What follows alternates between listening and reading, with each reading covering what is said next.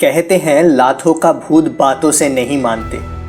भारत के साथ चीन का कशमकश बहुत दिनों से ही चल रहा था और भारत हर बार बातचीत के जरिए डिस्प्यूट्स निपटाने की कोशिश कर रहा था और चीन गलतफहमी में आके भारत को कमज़ोर समझकर उसके वीर जवानों पर हमला कर दिया। चीन ने सोचा कि अगर वो कुछ भारतीयों पर हमला कर दे तो वो भारत को डरा सकता है, लेकिन इसी चाल उस पर ही खतरा बन गया। भारत ने जितने जवान गंवाए उससे कई गुना चीनी सैनिक मारे गए। अक्साई चीन को चीन पहले ही कब्जा कर चुका था और अब भारतीय क्षेत्र में घुस रहा था। हर साल चीनी आते हैं और भारतीय भू क्षेत्र के अंदर घुसकर अपना दावा पेश करते हैं। स्थिति ये है कि हालात बेकाबू है। इस बार झड़प हुई है। अक्साई चीन को चीन पहले ही कब्जा कर चुका है। सीमा स्पष्ट ना होने से स्थिति खराब हो चली है। आलम यह है कि चीन स्थिति का गलत फायदा उठा रहा है। लद्दाख के स्थानीय लोगों का कहना है कि सीमा विवाद का कोई स्थायी समाधान होना चाहिए। लद्दाखी चाहते हैं कि अभी भी अगर कुछ नहीं किया गया तो स्थिति और भी खराब हो जाएगी।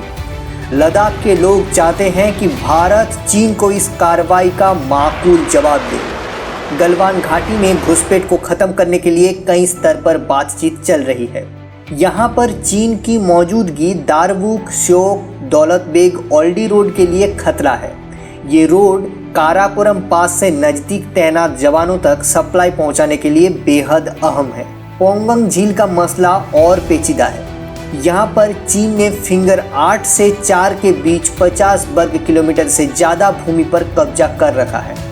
चीन ने फिंगर 4 के बेस के पास कैंप लगाए हैं। इसके आगे भारत की पेट्रोलिंग टीम को नहीं जाने दिया जा रहा है, जबकि फिंगर 8 तक भारत का इलाका है। चीन फिंगर 4 तक ही भारत की सीमा मानता है और भारत अब कड़ी कदम उठाई है।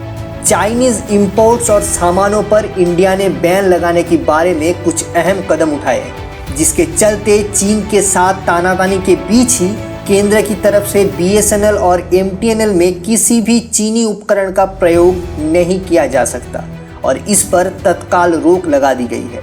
पुराने टेंडर रद्द किए जाएंगे और नए सरकारी टेंडर निकाले जाएंगे। ऐसा इसलिए किया जा रहा है ताकि चीन टेंडर में हिस्सा ना ले सके। दूरसंचार विभाग ने भी सभी प्राइवेट कंपनियों को चीनी उपकरण का उपयोग ना करने के निर्देश जारी किए।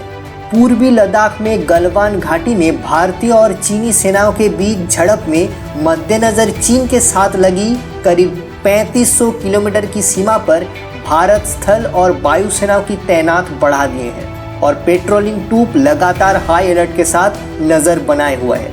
इसके साथ स्थल सेना और वायु सेना के अग्रिम मोर्चे पर स्थित ठिकानों को भी बुधवार को हाई अलर्ट कर दिए गए हैं। 3 सेना प्रधान को कैबिनेट मिनिस्टर की तरफ से पूरी छूट दे दी गई है।